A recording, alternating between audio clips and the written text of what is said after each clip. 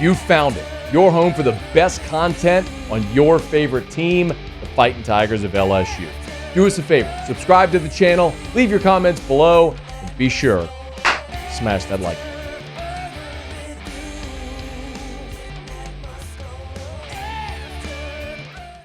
So the portal right now is in its second full day of the window being open, and there's some things starting to crystallize. I'm trying to avoid a ton of speculation and more give commentary on things we know. There are 4, as of right now, God, this is just, it's like every time you hit refresh, it evolves. But there are 4 edge rushers, defensive ends, that as of now we know LSU is in on, reported to be in on, hosting for a visit. So I want to talk a little bit about each to kind of lay this out there for you. So 4 players. One of them we've discussed, Jamari Butler out of Nebraska. He's down to his final 3. It's Florida State, Texas A&M, and LSU. So he's down to his final 3. LSU's in the mix. Butler will be going into his 6th collegiate season. Had a really good year in 2023, was Big Ten, all Big Ten honorable mention, where he had a handful of sacks, 10 TFLs, or 7 TFLs, excuse me. Good 2023. Defense is focused, or offense, focused on him a little bit more. The production was down a smidge, just a couple of sacks. But again, a guy entering his 6th season, a 23-year-old that would give you a great veteran presence, experience, productivity at defensive end. Will Heldt is another worth keeping an eye on. He is out of Purdue. He's played 2 seasons of college football, hit the transfer portal, and Will Heldt is visiting LSU.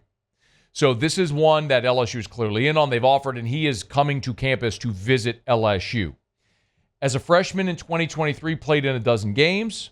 This year in 2024 as a sophomore, blew up. 56 tackles, 10 TFLs, 5 sacks. And he is your prototypical end size. 6'6", 265. By the way, he wears 15 for Purdue.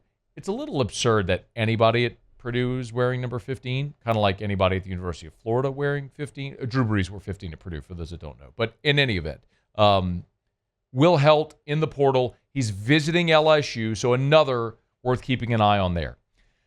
The third is Cameron Olds, O-L-D-S.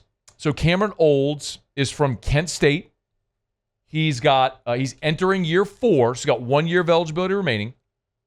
And he has reported an offer from LSU. He tagged LSU. He tagged Kevin Peoples in his tweet.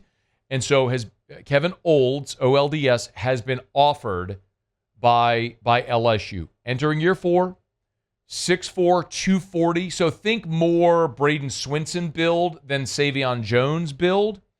This year, very productive. 42 tackles, 6 sacks, 7 TFLs. That's the third defensive end edge rusher that you're in on. And then maybe the wild card that could be the highest ceiling player, and something you'll notice here about all the guys I've just mentioned. Jamari Butler, a 6th-year player. Will Heldt, been a 2-year player, just blew up as a sophomore going into year 3. Cameron Olds, going into his final year of eligibility. And then there's Williams Nwaneri. Williams Nwaneri is from the University of Missouri. He's from the state of Missouri. And he just finished his freshman year with the Missouri Tigers. He was a 5-star in the class of 2024. So just finished his freshman season, his first semester of college. 6'7", 265 in the 2024 signing class, was the number 1 edge and the number 7 overall prospect in the composite. He was a 5-star plus top 10 overall player, number 1 at his position in the country. Chose to stay home at Missouri after 1 season, is hitting the transfer portal. Now the caveat, it was a very underwhelming season. He didn't even play the maximum games, so he maintained a redshirt year, had just 2 tackles on the season. The most snaps he got was against, I believe, UMass, when he had 16 snaps. So this is a guy, athletically, with an extremely high ceiling. right? I mean, the number 7 overall prospect in the country, but had a very underwhelming freshman year. The reason this is worth bringing up is because Williams-Nwaneri, his primary recruiter at Missouri was Kevin Peoples, who is now the LSU defensive ends coach. The defensive coordinator at Missouri when he committed and signed was Blake Baker. So there are some very natural synergies. Listen, at defensive end, LSU has, I think, a player with tremendous upside in Gabe Relaford, who played a lot this year as a freshman. I have been and continue to remain bullish on Kalaj Cobbins. I think he is going to be a straight problem as an edge rusher.